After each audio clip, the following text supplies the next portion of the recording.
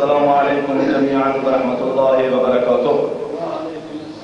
فرارسیدن ماه محرم، یکم محرم، سال روز شهادت اولین شهید محراب،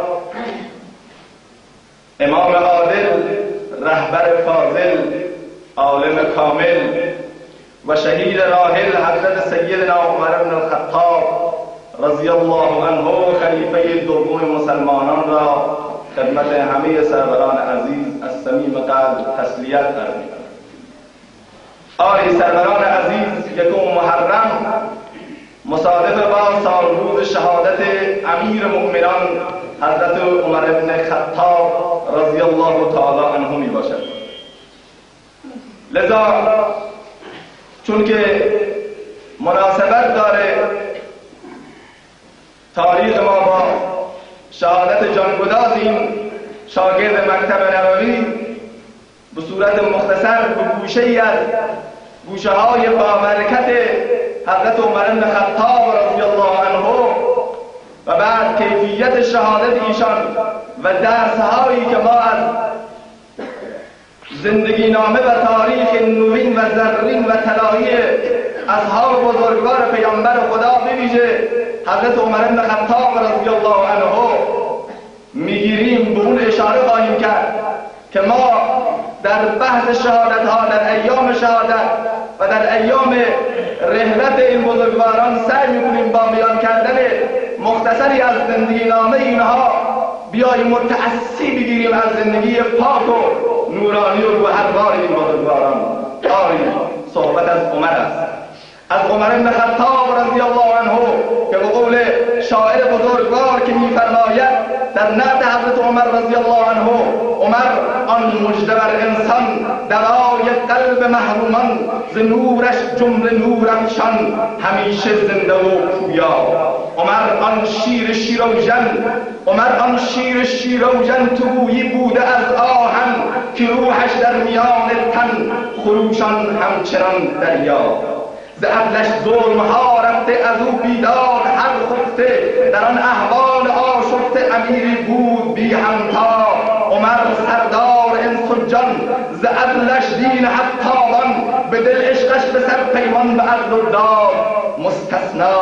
درخشان کوکب رحمان به قلب آن عمر تابان، که چون سیمرغی از ایمان فضای ابر را پیما. عمر رهبار راه حق، عمر رهبار راه حق، به بحر عشق مستغرق، ز تیغش فرق باطل شک، به علمش حکم دین اجرا. خدا زان مرد حق راضی، خدا زان مرد حق راضی، همیشان از خدا راضی، چه غم ابلیس ناراضی، خدا راضی از آن ارضا. برغم میل بدکاران درود و لطف بی پایان، بر آن دلدار و آن جانان، بر آن دلدار و آن جانان، ز سوی مبدأ اعلا. نصیب روحشان رحمت، نصیب روحشان رحمت، به بدخواهانشان لعنت، بر ایشان وعده جنت، به اعدا آتش عقبی. لذا واقعا این شاعر به عمق و ژرفای زندگی نامه و عرض بکنم خصوصیات و ویژگی‌های حضرت عمر رضی الله تعالی عنه اشاره کرد. آری عمر بن خطاب، عمر اون بهادر و دلاور و سپه سالاری که هنگامی که حرف از قتل محمد و نابودی دین محمد در میان می آید، تنها شخصیتی که ناگهان صدای رعش برانگیزش و صدای بسیار سنگین و بزرگش که لرزه در فضای مکه انداخت که چه کسی محمد رو به قتل میرساند. آری عمر در این هنگام شمشیرش را به لرزش در می آورد.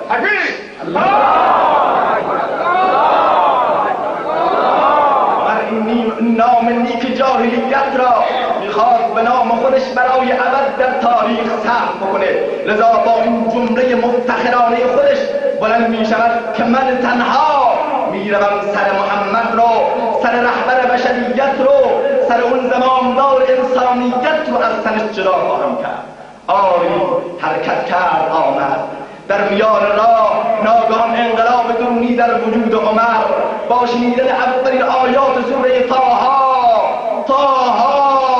حضرت عمر بن خطاب رضی الله عنه ما انزلنا علیک القرآن لتشقى، انقلاب درونی در وجود حضرت عمر لذا مسیرشو تغییر میده و از ماتمکده به دانشکده بزرگ دار الارقم بن ابی الارقم انتقال مییابد.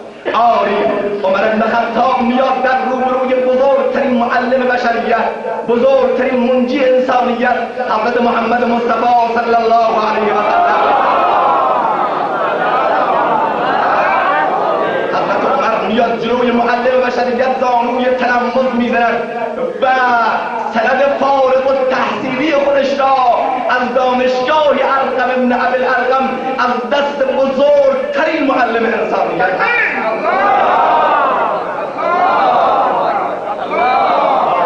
بعد از خواندن کلمه الله اله الا الله محمد رسول الله صدای ترین انداز الله اکبر از وجود رسول الله و زبان پیامبر خدا خارج می شود و فضای خانه را می پوشاند. حضرت عمر بن خطاب رضی الله عنه از اینجاست که مسیر راهپیمایی، اولین راهپیمایی و تظاهرات در اسلام رو حضرت عمر رضی الله عنه به مرحله اجرا درآورد. آری این تظاهرات برای چیز از کجا و کجاست؟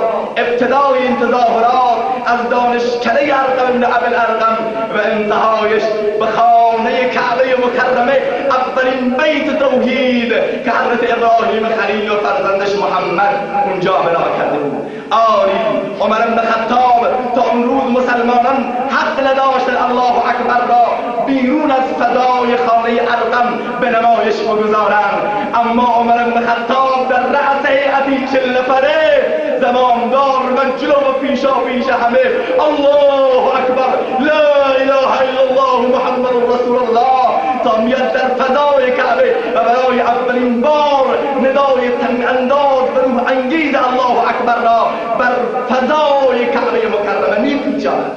حضرت عمر رضی الله تعالی عنه شخصیتی که سروران عزیز جا دارد اقربه های تاریخ لحظه توقف بکنن، لحظه مکث بکنن و بیان با این شخصیت نابغه اسلامی و این ابرمرد تاریخ از نزدیک آشنا بشن. لذا سروران عزیز سخن از عمر هنگامی که مشرکین مکه از اسلام این ابرمرد مطلع میشوند حالت یأس و نومیدی سراسر وجود اونها را میپیچاند. میفهمد که اسلام از دست ما رفت، اسلام از کنترل ما و از دایره ما خارج شد. لذا امروز ما نمیتوانیم وقتی که عمر رضی الله عنه آمد و علنا اسلام را آشکارا کرد، عمر کرد اسلام را آشکار. بیا راست میگی چو باغ بهار، لذا ناامید شدن از همه جا. حضرت عمر رضی الله عنه اگر ما بیان تاریخ این بزرگوار رو، زندگی نامه ایش رو از نقیر و قطمیر بیان بردیم وسط صفحه، شاید سالیان متمادی هم زمانها عاجز، دستها ناتوان و قدمها فرسوده خواهد شد، ولیکن محاسن و ویژگی‌ها و خصوصیات این بزرگوار به اتمام و پایان نخواهد رسید. آری لذا ما به چند خصوصیت و به چند گوشه و زاویه از زندگی نامه بسیار زرین این بزرگوار اشاره می‌کنیم. ایام هجرت، هنگامی که رسول معظم اسلام از عالم بالا اجازه هجرت از مکه و مدینه گرفت، همه اصحاب، همه بزرگواران آهسته آهسته و یواش یواش خم خم به قول ما از مکه خارج می شدن به دستور پیامبر خدا که مبادا کسی شما رو تعذیب بکنه و مورد ایذا و اذیت قرار دهد. نوبت به حضرت عمر میرسد رضی الله عنه، میاد در نزدیک کعبه سلام میکند ای قریش، چهره‌هایتان به خواب و بینی‌هایتان سیاه باد. لذا عمر رضی الله عنه امروز اینجا طواف میکند، بعد اینکه 7 گشت و 7 دور خانه کعبه معظمه رو احاطه کرد و طواف نمود، رو به قریش کرد و گفت عمر امروز عازم هجرته. عمر میخواد هجرت بکنه، هر کس میخواد که فرزندانش یتیم، زنانش بیوه، خانوادهش عزادار و مادرش داغدار و اموالش بی سرپرست بشه. حضرت عمر از فلان دره و از فلان وادی راهی مدینه منوره است، اونجا با عمر جلو بشه.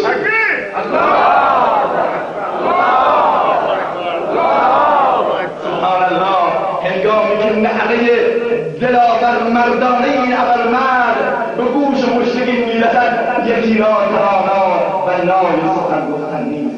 عمر رضی الله عنه حرکت میکند و به سوی مدینه منوره قبل رسول معظم اسلام طبق دستور پیامبر و بعد از اینکه پیامبر خدا تشریف میارد به مدینه منوره، تنها شخصیتی که در تمامی میادین و تمامی عرصه‌های قیام و جهاد و مبارزات و نبرد و پیکار همگام با رسول خداست و یار خارج ابوبکر صدیق سیدنا عمر بن خطاب رضی الله تعالی عنه هستند که در غزوه بدر حضرت عمر رضی الله عنه به عنوان پاسبان از ستاد فرماندهی کل قوا حضرت رسول معظم اسلام انتخاب میشوند و امروز حضرت عمر داره مردانه از رسول خدا حراست و پاسبانی می‌کند.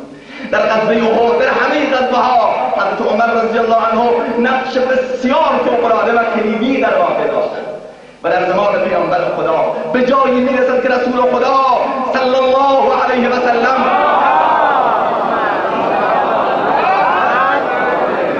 رکوع و نابغه و بعد استعدادهای بالقوه و بالفعل حضرت عمر رو مشاهده می‌کند.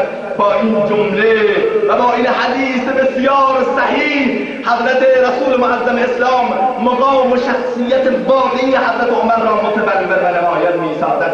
لو کان بعدی نبی لکان عمر بن الخطاب، که اگر بعد از من پیامبری قدم به عرصه ظهور بگذارد، من پیامبر خدا محمد الامین گواهی می‌دهم اون پیامبر عمر بن الخطاب خواهد. لذا این ویژگی‌ها وقتی که رسول معظم اسلام این شجاعت این ابرمرد رو بیان می‌فرماید، میگه لو سلک عمر ضجا لسلک الشیطان ضجا غیر ضجه. اگر عمر به راهی بره، پدر شیطان جرأت ندارد از راهی که عمر و از مسیری که عمر اون را می‌پیماید شیطان اجازه راه رفتن رو ندارد.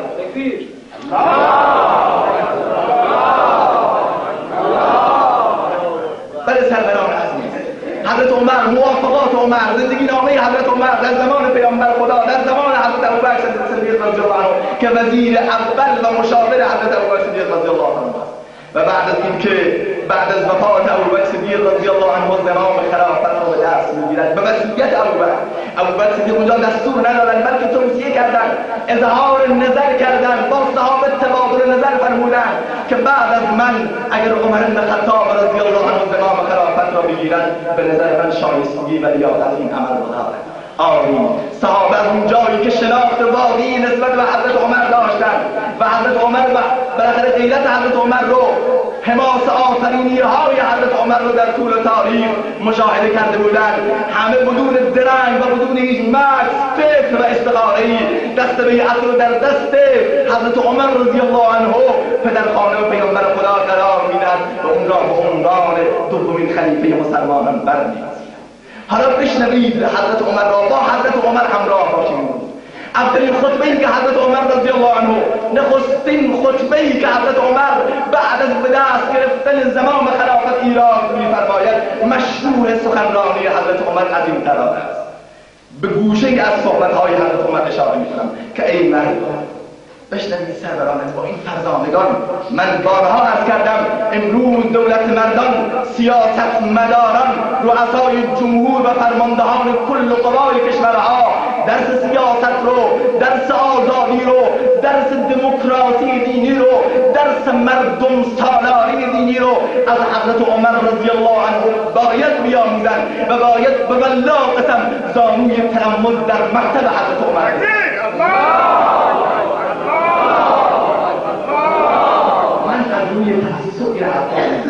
امروز شما با زندگی حضرت عمر آشنا میشید و میفهمید که واقعا حرفای من حضرت عمر بعد از اینکه زمام خلافت رو به دست میگیرد اولین سخنرانیش از این قرار است: مردم، کسی اگر از شما در راستای دین خدا و سنت‌های پاک و مطهر رسول الله از عمر اعوجاج و کجی را ببیند چه برخوردی خواهد داشت و چگونه من رو متوجه خواهید کرد. پیرمردی هنگامی که این سخن از زبان حضرت عمر بیرون میاد، سکوت و صمت و خواب گویا در واقع خواب سکوتی همه فضای مسجد را میپوشاند تا اینکه پیرمردی با دستانی لرزان و با چهره بسیار گرفته بلند میشود و میفرماید: ای عمر، و والله که محمد رو به رسالت فرستاد. اگر من ذره‌ای از خط و مشی که رسول خدا داشتن تو را ببینم که تخطی کردی، من پیرمرد با دستان لرزان و رعشان خودم اون کجی تو را با شمشیرم راست خواهم کرد. حضرت عمر رضی الله عنه بعد از اینکه این حرف را میشنود، همه صحابه شاید منتظر این بودن که حضرت عمر عکس العمل جدی را در مقابل این توهین و این گستاخی این صحابی خودش و این ملت خودش اتخاذ بکنه، ولی برخلاف اون ناگهان دستان عمر بن خطاب به طرف آسمان بلند شد، گفت الحمدلله الذی جعل فی ملت عمر من یقیم اعوجاجه. شکر و سپاس اون ذاتی رو که در ملت و دولت عمر شخصی رو قرار داد که کجی عمر رو راست بکنه. لذا امروز بیان درس تواضع رو از این بزرگوار بگیرن. گستاخی در مورد حضرت عمر و جوی حضرت عمر معنایی ندارد. صلوات الله علیه.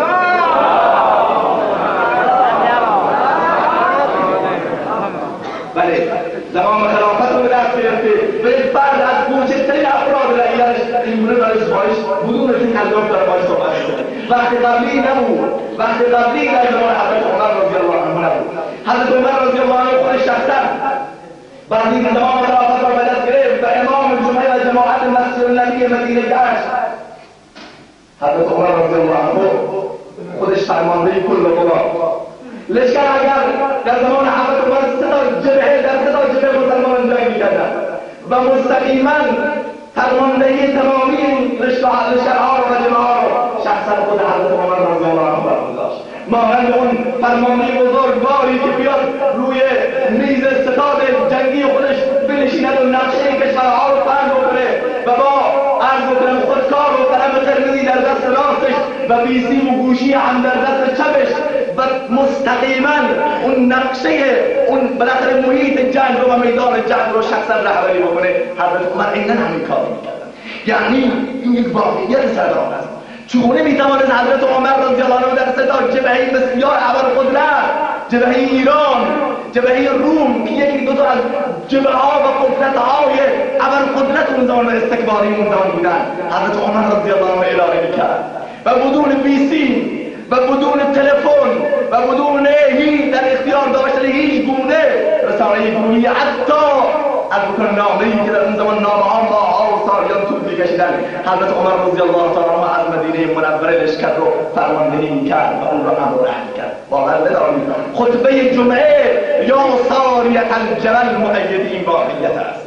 بشنوید از زبان عبدالرحمن بن عوف بزرگترین صحابی پیامبر می‌فرماید در نماز جمعه بودیم، حضرت عمر رضی الله عنه می‌خواستند به ایراد سخنرانی و خطبه بپردازند. در اثنای سخنرانی ناگهان صدای حضرت عمر آمد: یا ساریة الجبل، یا ساریة الجبل. در فارسی است یعنی یا ساریه، ای ساریه کو را بگیر، ای ساریه متوجه کو باش، منتقل به طرف کو باش. صحابه همه ایران شدن خدایا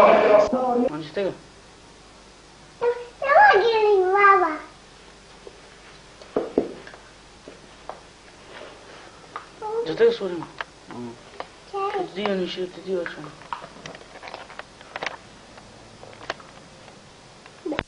خدا مقصود شما از جمله یا ساریة الجبل چی بود؟ فرمود حضرت ساریه رضی الله عنه با لشکرش در میان دره قرار داد و مشرکین و مجوسیان ایران از پشت کوه آهنگ حرکت رو و عزم حرکت و حمله رو داشتن. لذا من از اینجا متوجه شدم، لذا با این جمله‌ای که ای ساریه متوجه کوه باش که از پشت کوه نزل رو را متوجه کردم. تکبیر!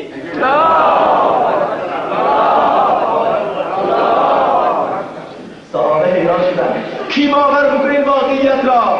چه کسی میپذیرد؟ آیا همون افرادی نبودن که رسول خدا زمانی که به معراج رفتن و در مدت 2 ساعت سیره شبانه خودش را از مکه به مسجد الاقصی و از اونجا به آسمان ها آغاز کردن و همه انکار کردن؟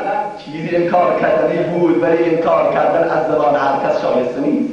آقای حضرت عمر رضی الله عنه از داخل مسجد النبی مدینه در کوه نهاوند ایران بیش از 1500 کیلومتر راه و بلکه بیشتر از اون را داره امر و نهی می‌کند زمانی که حضرت ساری بالشکش مظفر و پیروز برگشتن، صحابه برای تحقیق و کنجکاوی و تلاش و برای از بکنم تحقیق این مسئله جلوی ساری رفتن که این ساری شما کارگزاری کنید از جنگ خودتان. فرمود به والله که محمد رو به رسالت فرستاد.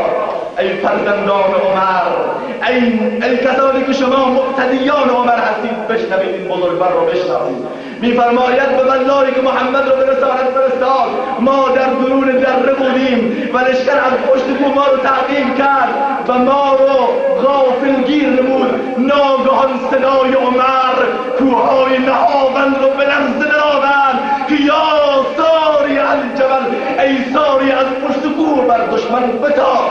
تکبیر!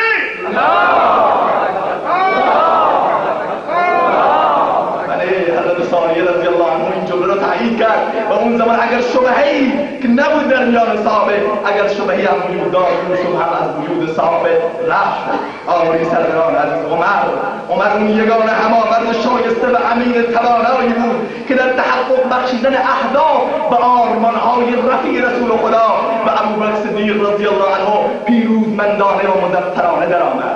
عمر رضی الله عنه شخصیتی بود که فقط به خلافت، فقط به اینکه من رئیس جمهورم و رهبرم بسنده نبود، بلکه حضرت عمر رضی الله عنه به جای عرض بکنم رئیس قوه مقننه، قوه مجریه، قوه قضاییه، ریاست کل قوا رو حضرت عمر رضی الله عنه خودشان شخصا اداره میکردن.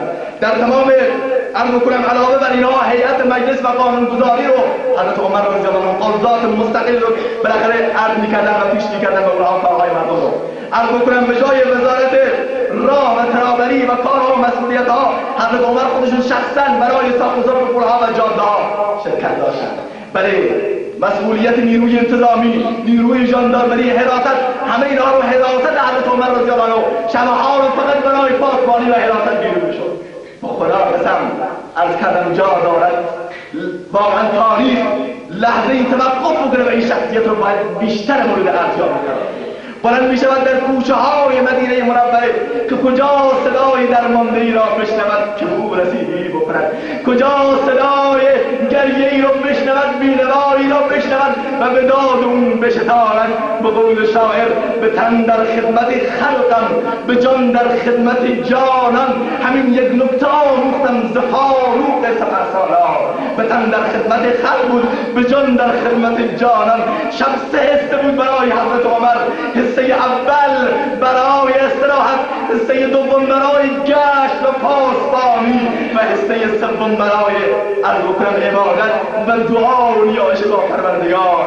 قضیه گریه‌ای که حضرت عمر شب شنیدن این و در اثنای بازرسی و حراست و پاسبانی، ناگهان صدای گریه اطفالی را شنید. حضرت عمر قلمزنان جلو آمد تا اینکه دید مادری با چند فرزند کنار دیگی نشستند، بچه ها گریه میکنند. کسی نمیشناخت این امیر مومنانه.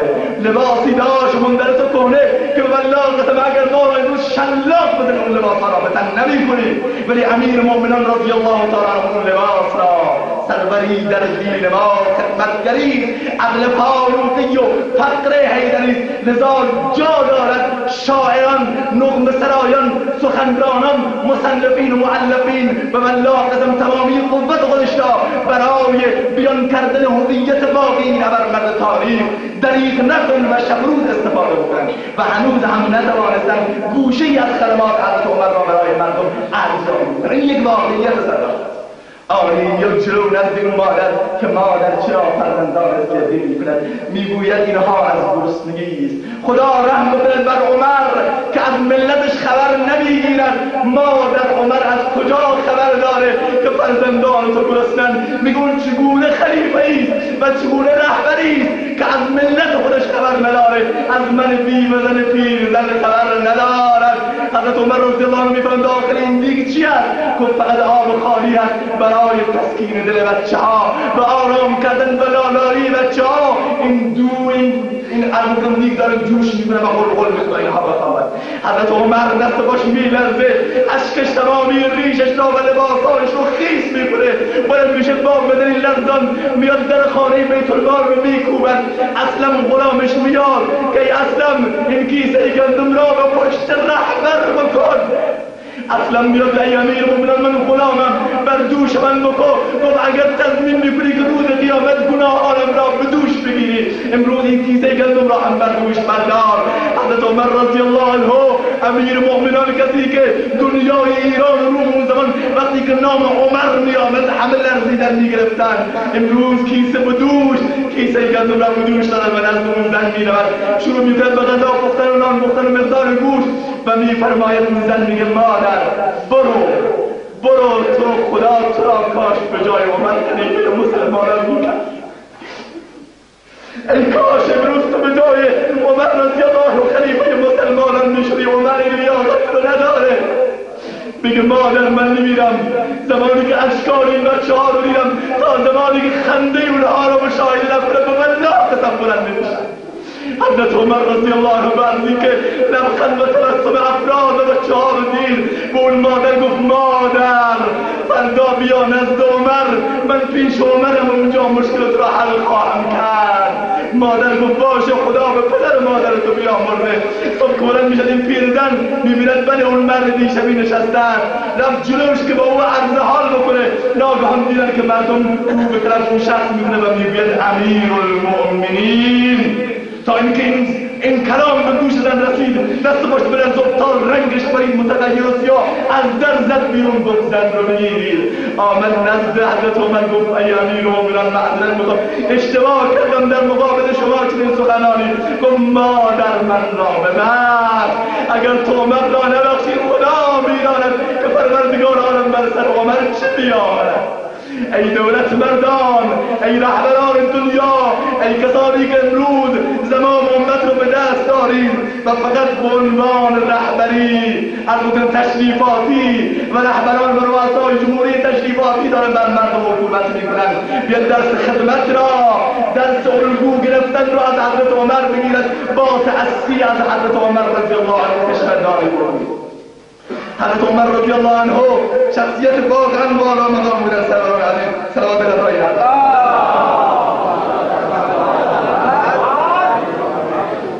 وقت گذشته متاسفانه ما هنوز در خم یک کوچه هنوز از کوچه های زندگی حضرت عمر تمام نکردیم.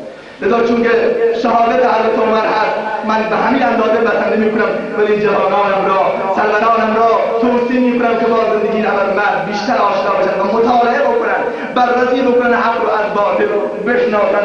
لذا شهادت حضرت عمر رضی الله عنه واقعا حادثه دلخراش و حادثه بسیار سنگین بود بر پیکر ملت و بر پیکر دین و شریعت که واقعا جبران ناپذیره. به قول یکی از علمای بزرگ و مورخین بزرگ تشیع به نام سید امیر علی در کتاب تاریخ عرب و اسلام می‌نویسد شهادت عمر صدمه و فاجعه بزرگ و جبران ناپذیری است که دنیا تا ابد نمی‌تواند این خطر را پر کنه.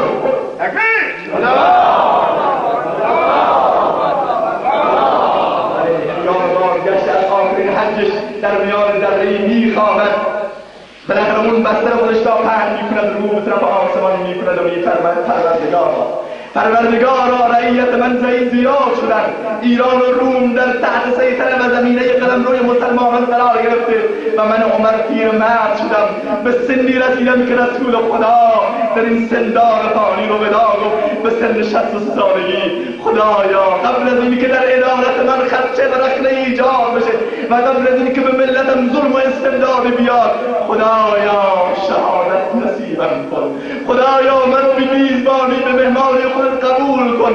خدایا منو به دیدار دوتا یار رسول خدا و ابوبکر مشرف کن.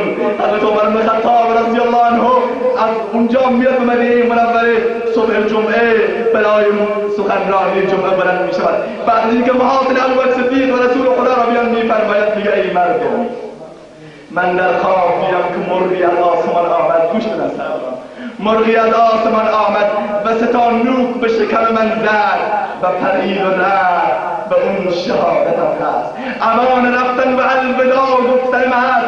زمانی است که من دنیا رو و جامعه بشریت رو به عزای عدل و داد و خودم بنشانم.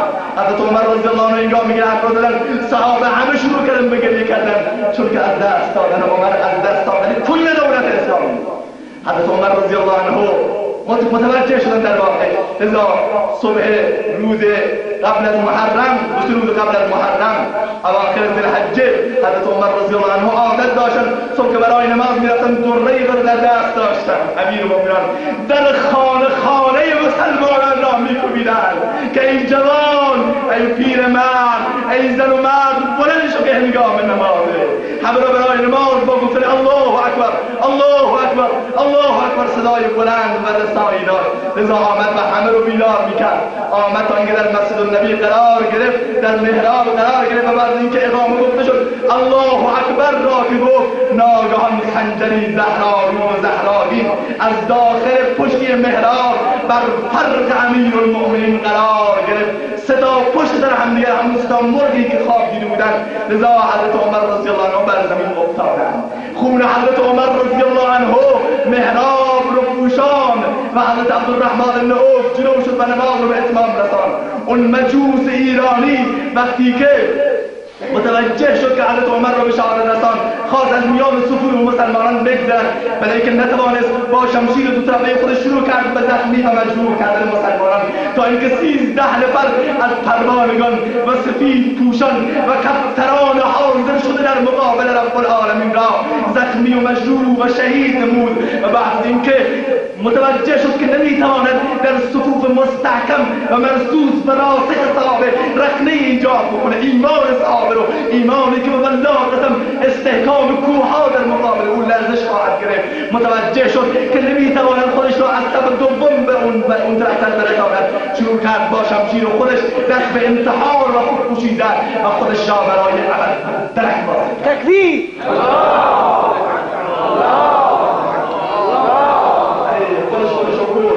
نماز به خوبی به اتمام رسید. صحابه‌ای که در دور بودن فقط صدای عمر رو قطع کردن و شیرینه که قطع شده، دیگه چیز متوجه نبودن، تا اینکه بعد از نماز متوجه شدن که حضرت عمر رضی الله عنه با پیکری خونین در مسجد النبی، در محراب پیامبر، جایی که رسول خدا قدم گذاشته بودن، افتادن.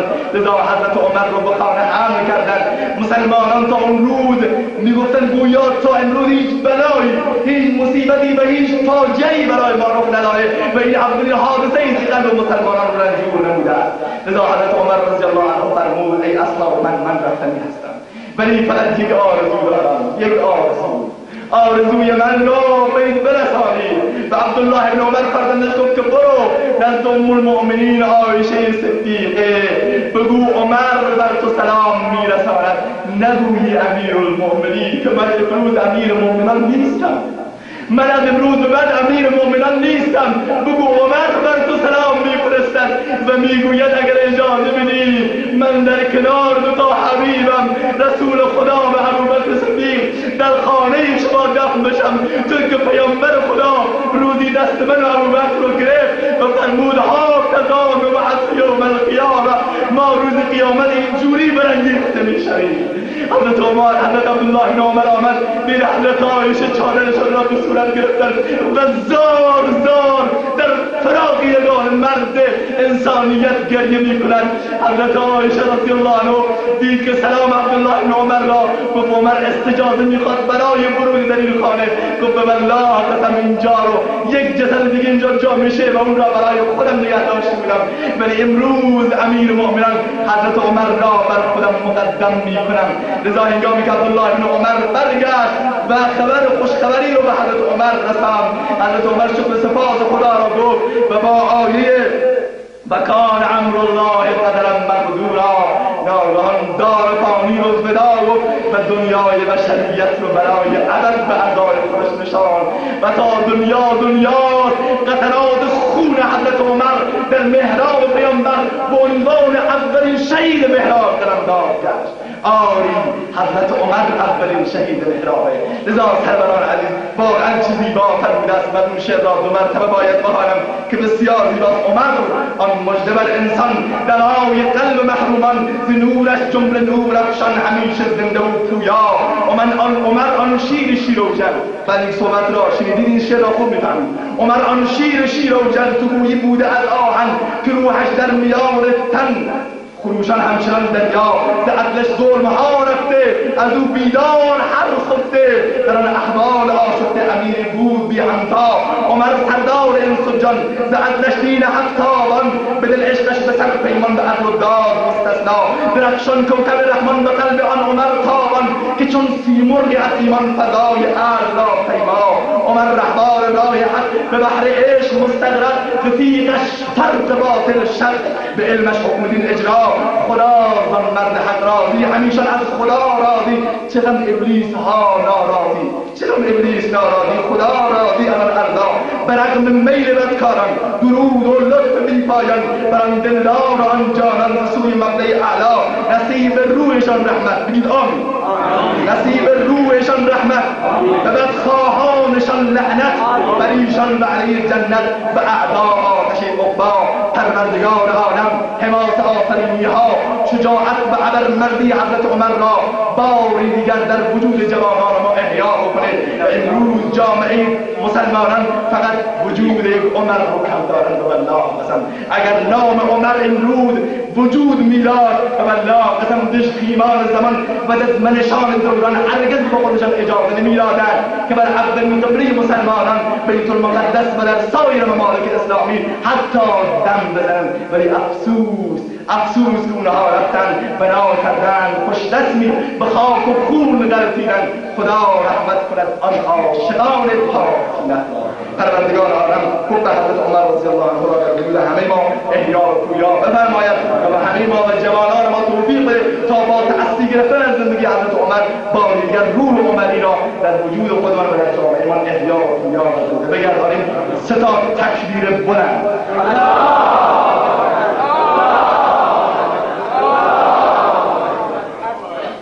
بله، هفته آینده هم که عاشورا و تاسوعا است، یکی جا در انشاءالله پیرامون زندگی حضرت حسین فرزند اسلامی و دینی حضرت عمر رضی الله عنه انشاءالله صحبت بشه که هفته آینده اگر حیات باقی بود و باری دیگر توی در روی همکارانگی صحبت کنیم.